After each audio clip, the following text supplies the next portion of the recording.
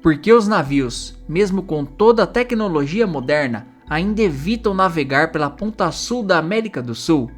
Não é pela distância. A resposta envolve diversos fatores. Ali é um lugar onde 3 dos maiores oceanos do planeta colidem. Um lugar tão traiçoeiro que até os exploradores mais audaciosos hesitaram diante dele. Esse lugar existe, e hoje você vai descobrir por que ele é conhecido como o Pesadelo dos Mares. Muitos acreditam que o Canal do Panamá foi construído apenas para economizar tempo nas rotas comerciais, mas a verdade é bem mais assustadora. Durante muito tempo, a ideia mais difundida era simples: os navios evitavam o extremo sul da América do Sul porque era longe demais.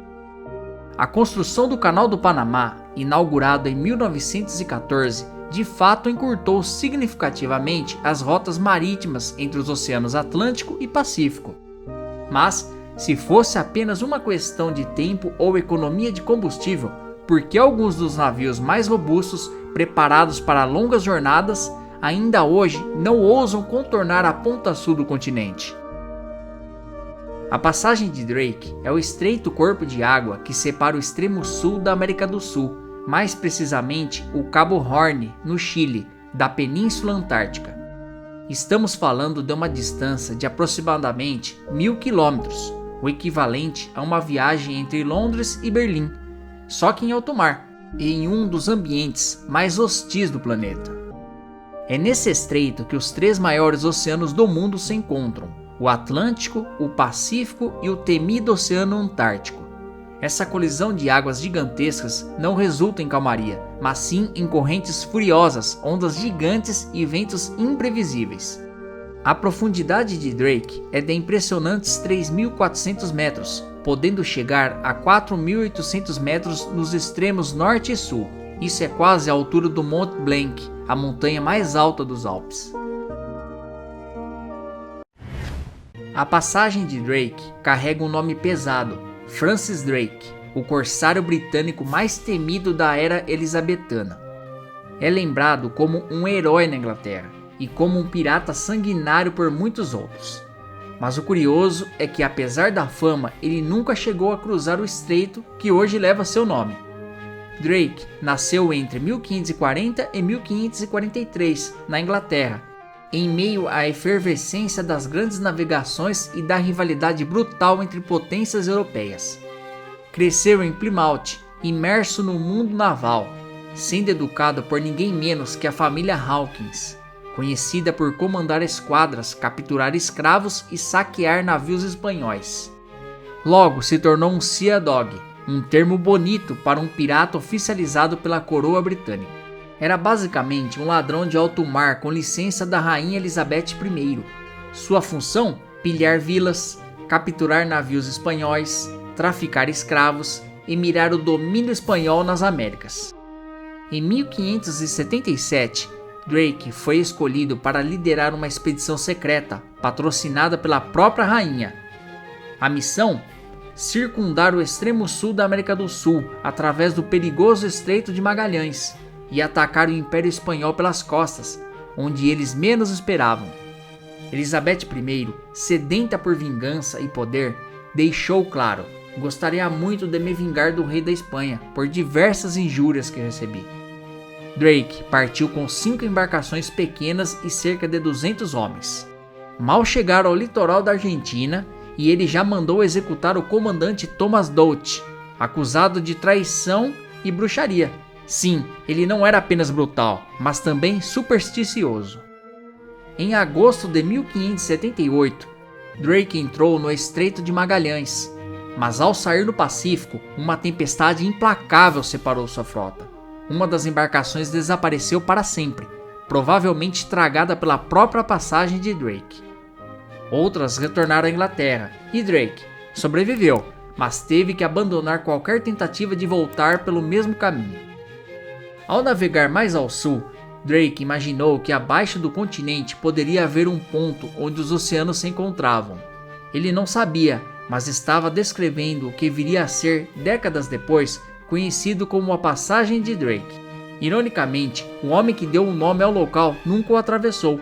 Em vez disso, seguiu saqueando o litoral sul-americano, até chegar ao que hoje é a Baía de São Francisco, onde batizou a terra de Nova Albion. Mas a verdade é que Francis Drake não foi o primeiro a avistar o estreito entre a América e a Antártida. A história oficial esconde um outro nome, o verdadeiro pioneiro. Muito antes dele, um espanhol já havia, possivelmente, avistado a mesma passagem. Só que seu nome raramente é lembrado fora da América Latina, Francisco de Roses. Em 1526, décadas antes da expedição de Drake, de Roses fazia parte de uma frota espanhola a caminho das Ilhas das Especiarias, quando foi surpreendido por uma tempestade brutal. O vento empurrou para o sul do Estreito de Magalhães e foi ali, naquela região remota, que ele teria avistado uma possível conexão entre os oceanos Atlântico e Pacífico, ao sul da Terra do Fogo. Registros indicam que sua embarcação navegou em direção à Antártida, passando por águas abertas, o que sugere que ele foi o primeiro europeu a perceber a existência do estreito que hoje conhecemos como Passagem de Drake. Contudo, por falta de documentação detalhada e reconhecimento britânico, o feito acabou ficando em segundo plano na narrativa histórica. Ainda assim, em países de língua espanhola, o estreito é frequentemente chamado de Mar de Roses, em homenagem à sua provável descoberta. Essa omissão não é apenas um detalhe histórico, ela revela como as disputas entre impérios não se limitavam à terra e à guerra, mas também à memória e ao legado. E apesar de Roses ter identificado a passagem, foram os holandeses, décadas mais tarde, que se tornaram os primeiros a efetivamente cruzá-la e a mudar de vez a história da navegação mundial. Esse é o único ponto do planeta onde 3 oceanos colidem de forma livre, sem grandes barreiras geográficas para suavizar o impacto. As águas geladas do sul da Antártida fluem para o norte, encontrando as águas mais quentes do Atlântico e do Pacífico em uma corrente monumental, chamada de Corrente Circumpolar Antártida. Essa corrente carrega entre 125 a 200 milhões de metros cúbicos de água por segundo, ou seja, cerca de 600 vezes o fluxo do rio Amazonas, o maior do mundo. E só para você ter uma ideia, o Amazonas já carrega mais água do que o Nilo, o Yangtze e o Mississippi juntos. Além disso, a topografia submarina do local também contribui para o terror. O fundo do mar é irregular, criando redemoinhos, ondas gigantes e mudanças bruscas de corrente que podem empurrar navios como se fossem brinquedos. O que torna a passagem de Drake uma armadilha completa é o clima. O estreito fica exatamente sobre a zona de convergência antártica, uma faixa onde a água fria da Antártida se choca com as águas mais mornas do norte, criando um turbilhão térmico que gera neblinas densas, tempestades repentinas e alterações bruscas de visibilidade. A isso tudo se somam os 2 estados lendários da região, o chamado Drake Lake e o Drake Shake.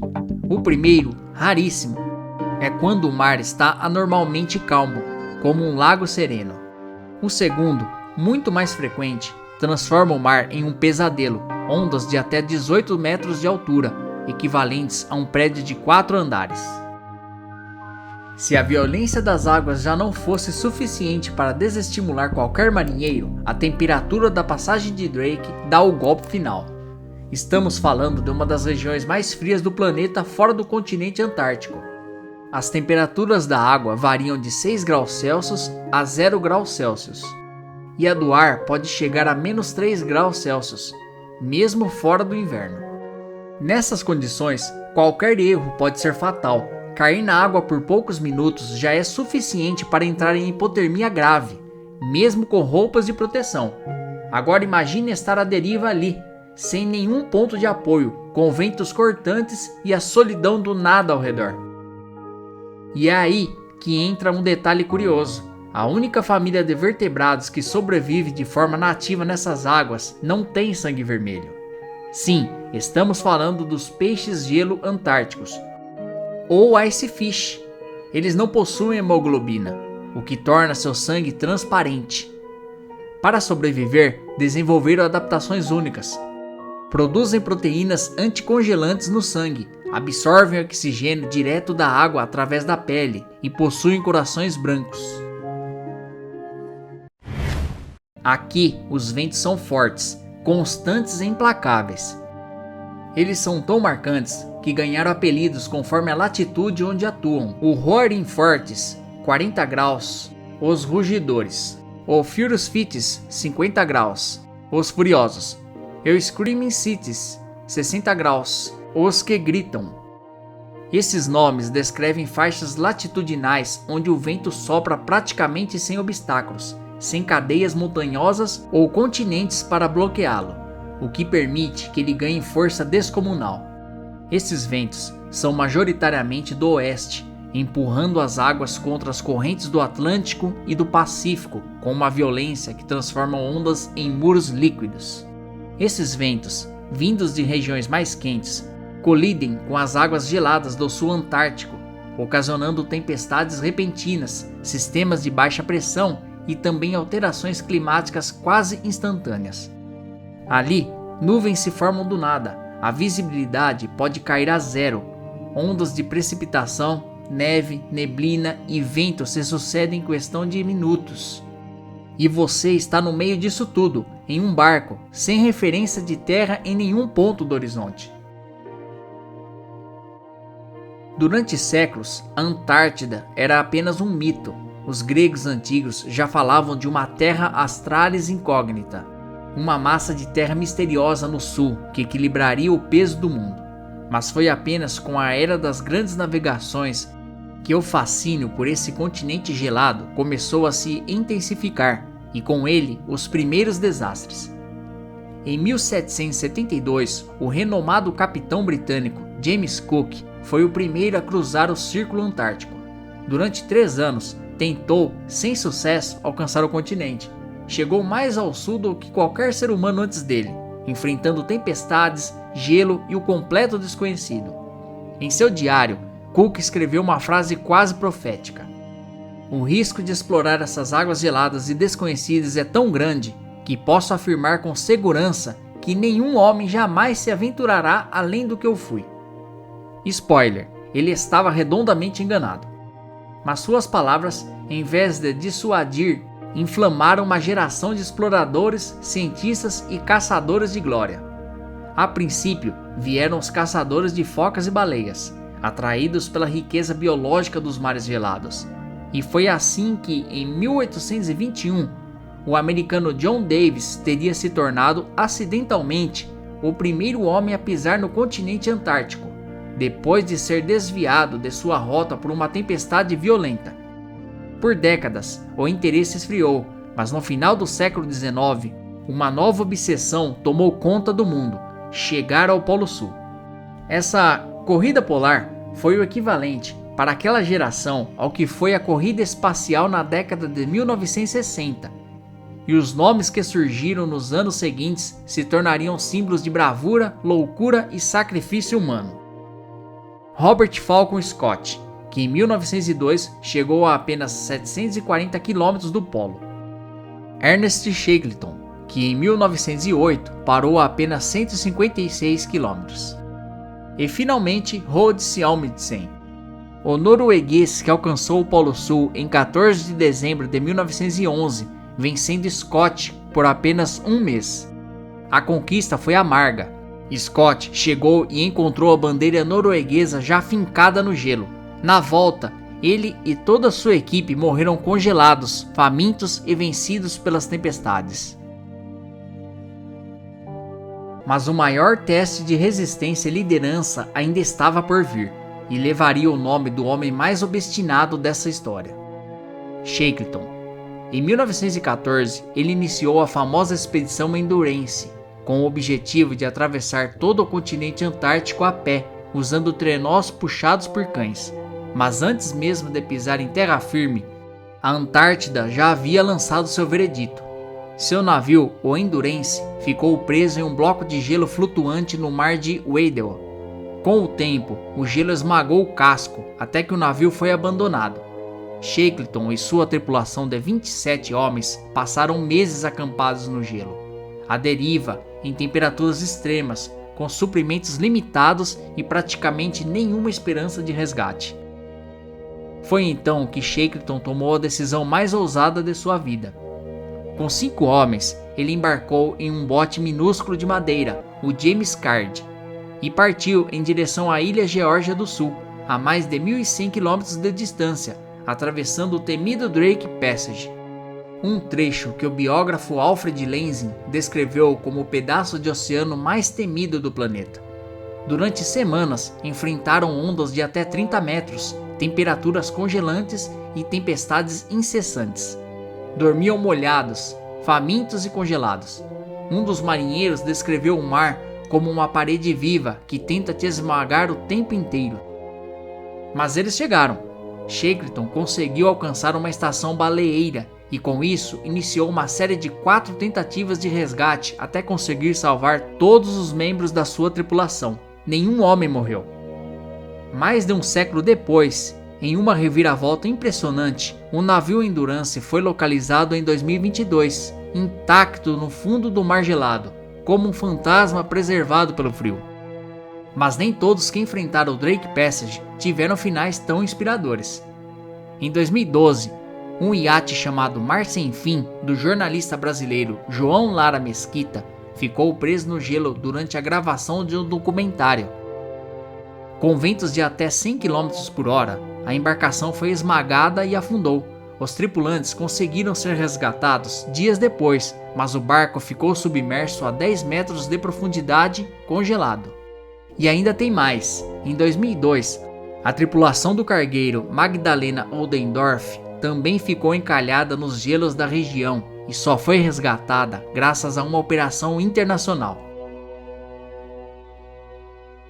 Em dezembro de 2019, o explorador britânico Colin O'Brien, junto com uma equipe de 5 dos melhores remadores do mundo, embarcou na missão de atravessar a passagem de Drake usando apenas a força dos braços.